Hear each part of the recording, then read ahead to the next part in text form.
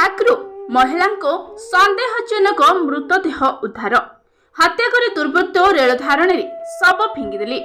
Titlagarh rail junction सिकेर rail station मध्य rail ट्रैक्रु Titlagarh सहर ward number 5 Nehru Nagar निवासी सुरज साहू स्त्री कुमारी साहू मृतदेह उद्धार कर सिकेर रेल ट्रैक रे महिला शव देखि जीआरपी पुलिस को खबर देथिले।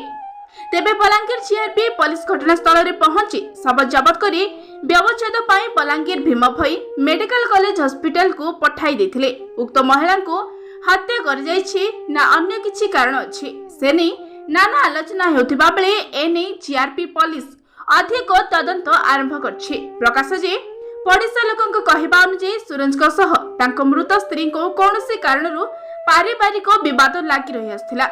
महिला घर को राति प्राय 12टा समय एक ऑटो आस्थिला और से ऑटो रे चल जाइथिले।